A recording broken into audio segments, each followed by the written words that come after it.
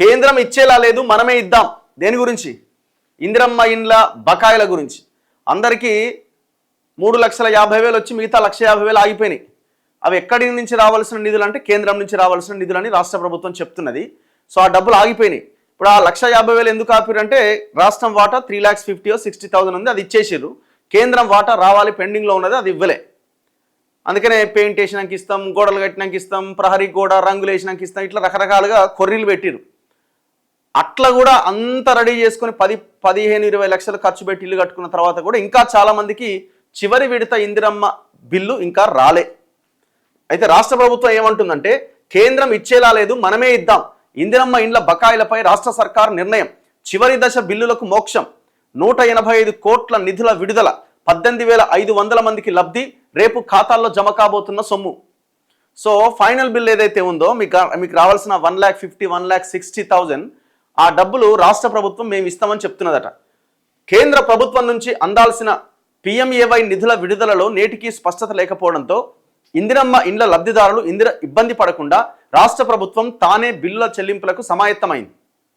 దీంతో గ్రామీణ ఇందిరమ్మ ఇండ్ల పథకంలో నిలిచిపోయిన చివరి దశ బిల్లులకు మోక్షం లభించింది. తుది విడత కింద ఇవ్వాల్సిన లక్షను లబ్ధిదారులకు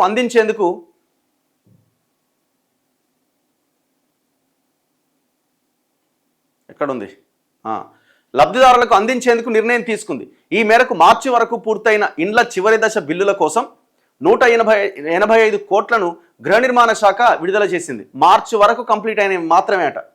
దీని ప్రకారం 18,500 మంది లబ్ధిదారులకు ఈ నిధులు రాబోతున్నాయి. బుధవారం బ్యాంకులకు సెలవు దినం కావడంతో ఆ నిధులు గురువారం లబ్ధిదారుల ఖాతాలో జమవుతాయని ప్రభుత్వ వర్గాలు తెలిపాయి.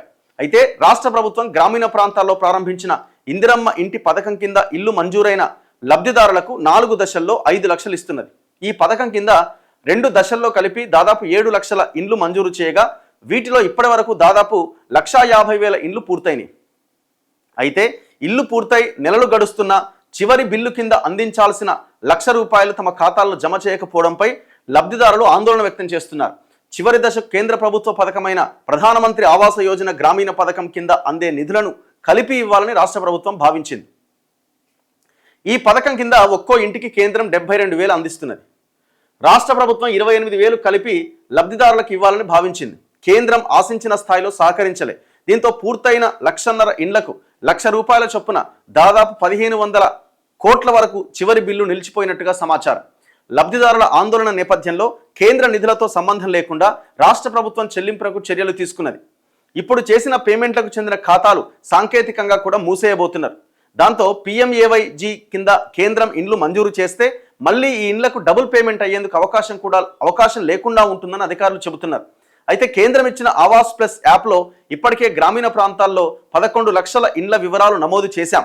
భవిష్యత్తులో ఏమైనా ఇండ్లు మంజూరు చేస్తే వాటికి కేంద్రం నుంచి వచ్చే నిధులను కొత్తగా మంజూరు చేసే ఇండ్లకు కేటాయించబోతున్నట్లు అధికార వర్గాలు పేర్కొంటున్నాయి. వెరసి ఇందిరమ్మ ఇండ్ల చివరి బిల్లులు ప్రభుత్వం విడుదల చేయడంతో ఆయా లబ్ధిదారులకు ఆర్థికంగా ఉపశమనం లభించినట్లయింది.